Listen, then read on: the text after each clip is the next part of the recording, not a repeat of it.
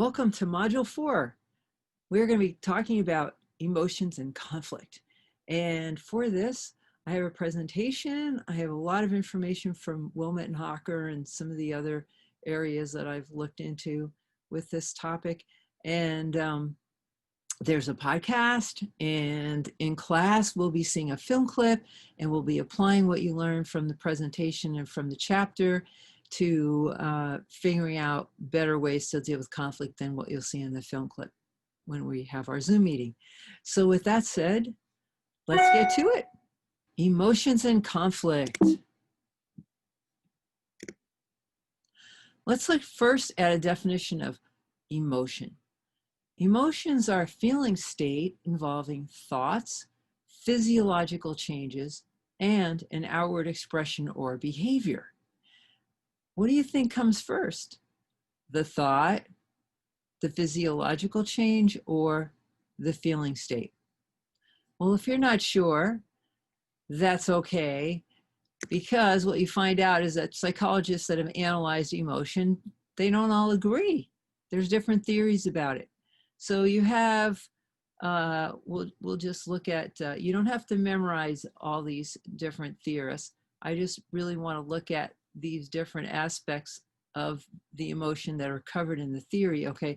So everyone starts with an event. So emotions start with some sort of event, but whether you immediately experience arousal or whether you have a thought first or whether you have facial changes and then go into the emotion, or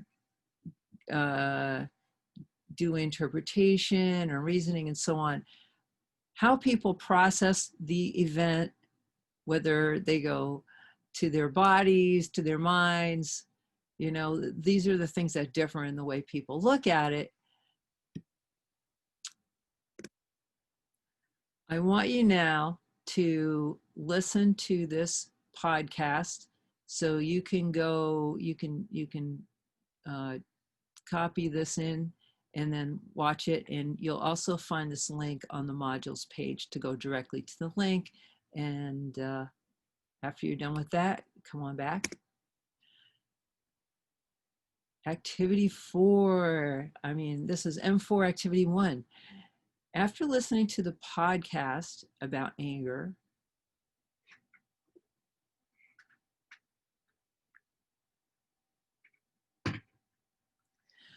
M4 activity 1. Now that you've listened to the podcast that's about anger in the Inuit community, I want you to go and complete the discussion, which is M4 discussion 1, and then come back to the presentation. One of the ways that you can think of emotion is like water. If water gets dammed up and becomes stagnant, then it dries up, it can become toxic, you know, it freezes. We think of that as being problematic and not good. If the water moves, then it has the ability to transform. So moving water, we think of that as healthy, as, you know, working well with the environment, and we like to use that sort of water as opposed to the stagnant water, yeah? So emotions develop through evolution to provide us with motivation. So it's important that we allow this energy that emotions have to continue to move in the same way that healthy water moves.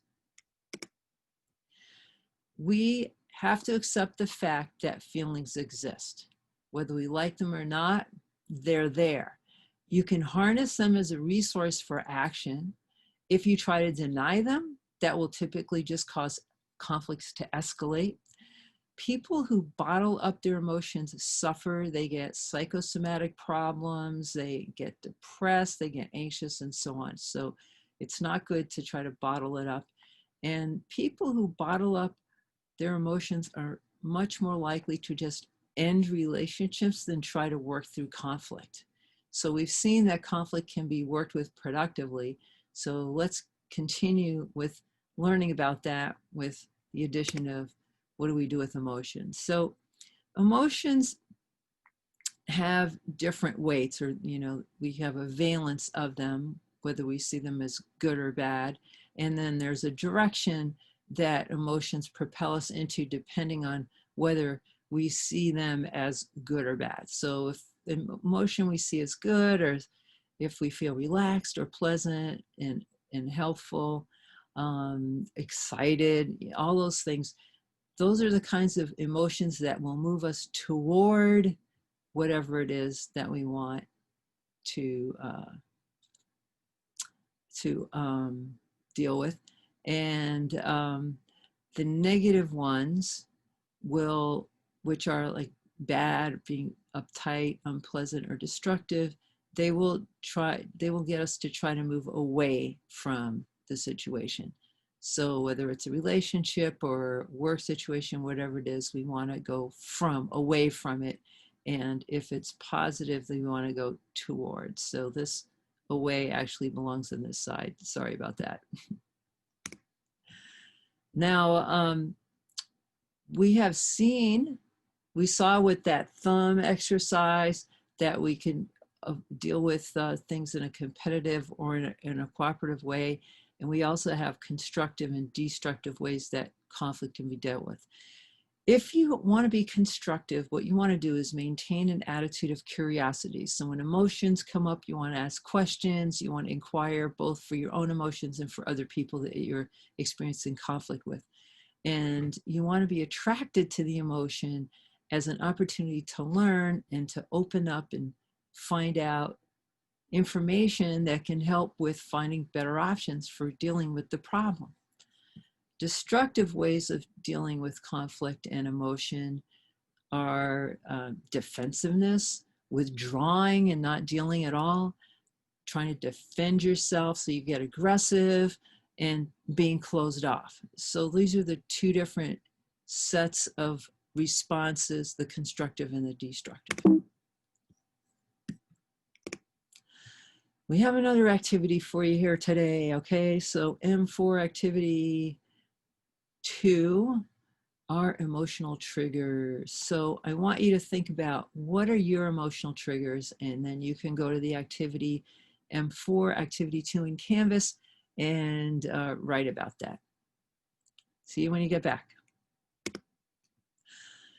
So we see that emotions can be positive or negative. One of the most destructive emotions that can take over in a conflict is anxiety. Now, anxiety has triggers, both conceptual as well as physiological, okay? So you can have a predisposition because you were born with genes that make you react more with anxiety to situations, okay? There are chemicals that can make us feel more anxious. Caffeine can make us feel more anxious. Anything that speeds us up can make us feel more anxious. External stressors can definitely make us feel more anxious. You know what it's like when you got too much schoolwork, too much work, where you're going out to make a living and they're giving you too much work there. Those are external stressors. Right now, we're dealing with a huge external stressor, which is this pandemic. Plus, we have the economic fallout from that. Plus, we have the environment, and we have all these fires here in California. And we also have a lot of protests right now because of the racist ways that police have been treating African Americans and Latinos and other people of color, yeah? So those are all major forms of external stress. And then we put demands on ourselves, the self-demands. So we want to do a good job, we want to make a lot of money, we want to get high grades, and so on. Now, the other thing that can lead to anxiety is past events. And when we have a situation that we perceive as similar, we start to bring up those feelings from the past events where we got anxious. So all of those things together are anxiety triggers. When an anxiety cycle gets going, we will have thoughts that lead to actions, and that usually stems from some sort of stimulus, which then leads to these physical sensations and thoughts, which then lead to the actions and so on. And then we get stuck in a cycle, and it's hard to break out of it. a major way to break out of it really is to do that breathing exercise that we've been practicing. And I want to encourage you to keep doing that. Now, conflict and emotion. Emotions are both a symptom and a result of the conflict. So you might start feeling anxious or other forms of emotions when you perceive a situation where you're afraid of not getting what you want, okay? You feel a threat to your needs or your goals. And this feeling of threat will then contribute to the conflict. So it doesn't have to be the conflict itself, but the perception of it and the symptom of feeling anxious or feeling angry are going to then become part of the conflict. So they're linked. There's both verbal and nonverbal expressions of emotion. So you can see people's facial expressions, their body language, as well as the things that they say. And a lot of emotional responses to conflict result from the fact that we have identity and relationship goals that we perceive as being under threat. Last week, we looked at goals. We looked at the topic goals, the relationship, the identity, and then the process goals. So the ones that lead to the greatest degree of emotion are the identity and the relationship goals. Now, emotions have functions. They help us survive. They are sources of motivation that get us to act. And some of the functions that they serve in today's environment is that they help to define relationships. You know, if we feel really good, then we want to be closer to someone. When we don't feel good, we want to get away from people. So we want more boundaries. They provide motivation for action. So we maybe do well in school because we have these motivations, and we have excitement about future careers. At work, we can get motivated because our workplace has provided good team building exercises, and we feel connected to other people, or we have these goals that we know are achievable, and we want to maybe do even better, reach a higher level than we have before. So these emotions that we get about these things, they provide motivation. Emotions also organize perceptions, and sometimes that's really important. When you perceive a threat, it's a good thing to protect yourself. So you want to, you know, when you see things in the environment you perceive as threatful, threatening, then you want to be able to act on it, okay? Emotions can also help regulate other emotions. So when we love people, we want to be careful and not be destructive with them.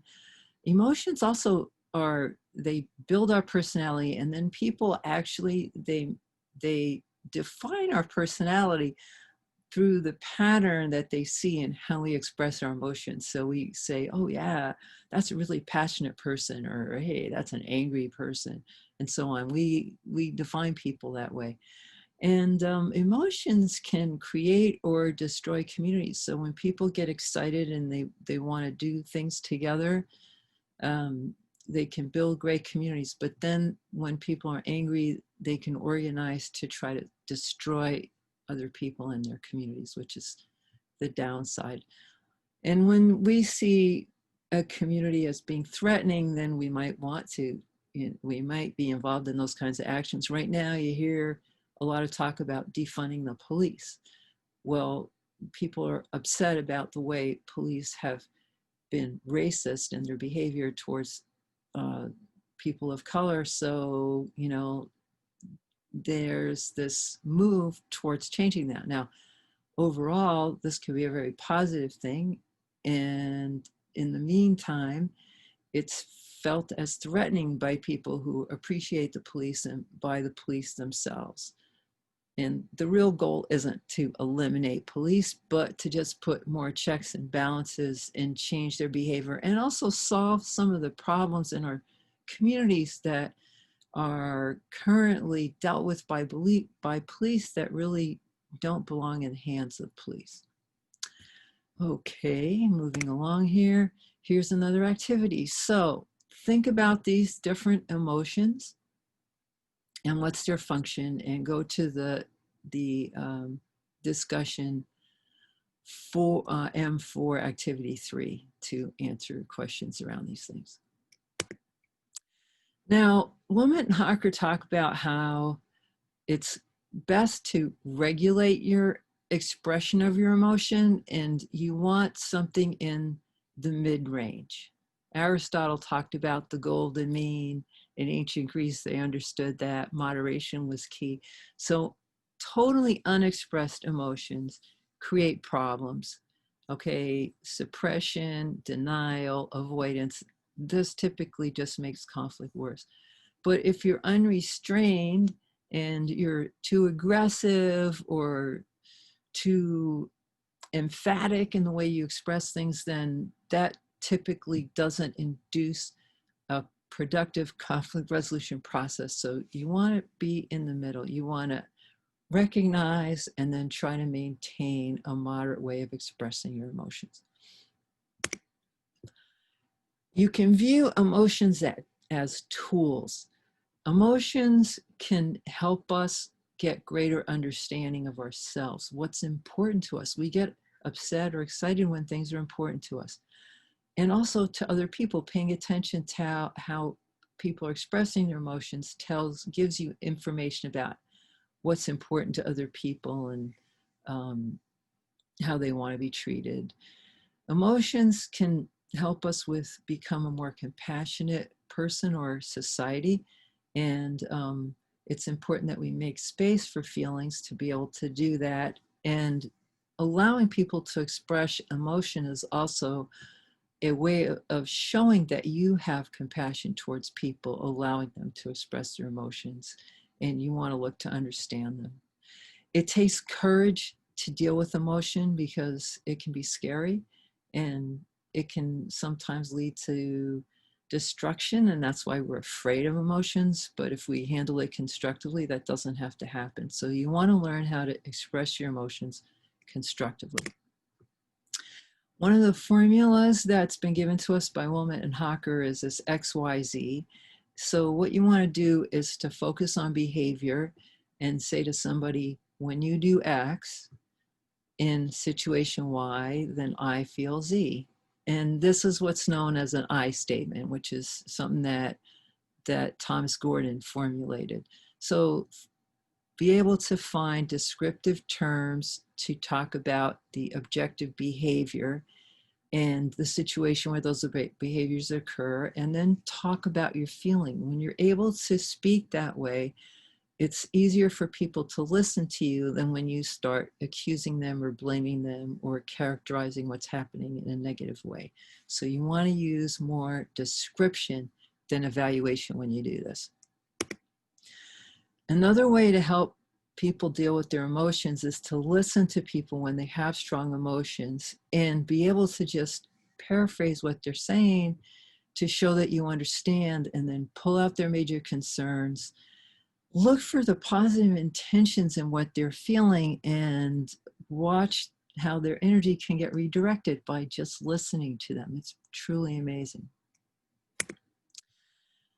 Although it's good to listen to people when they're having emotions, I also want to point out that it's important to protect yourself from abuse, and you want to draw boundaries. You don't want to let people yell and scream and say verbally abusive or threatening things to you, okay? So Wilmot and Hocker talk about this, how you can just say to somebody, you know, I won't listen to this kind of talk.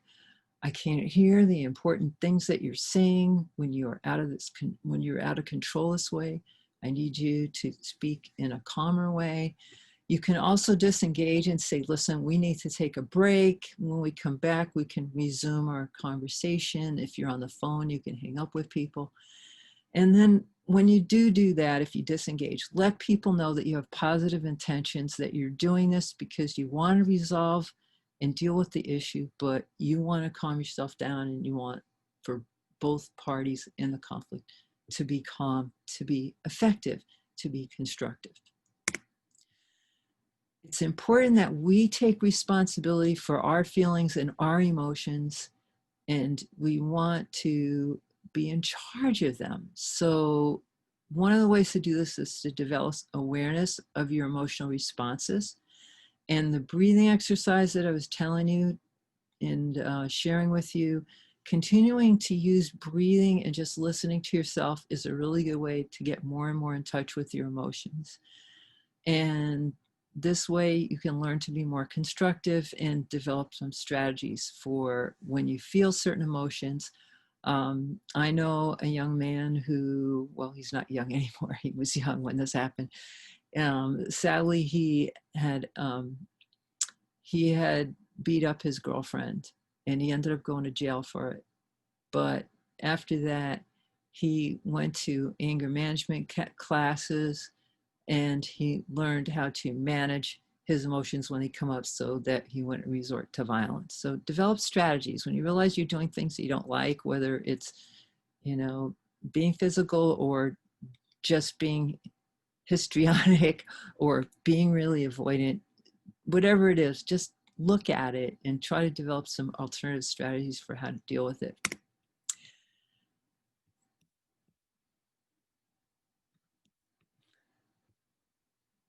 So we've looked at some theories of emotions.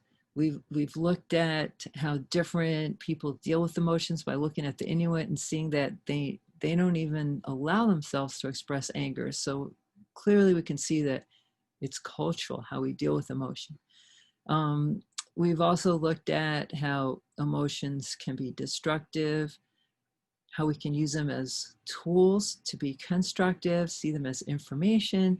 And we know that it's really important that we learn how to recognize, acknowledge our emotions, and have strategies for dealing them in productive ways. I look forward to seeing you in class this week when we look more at ways to be constructive around emotions.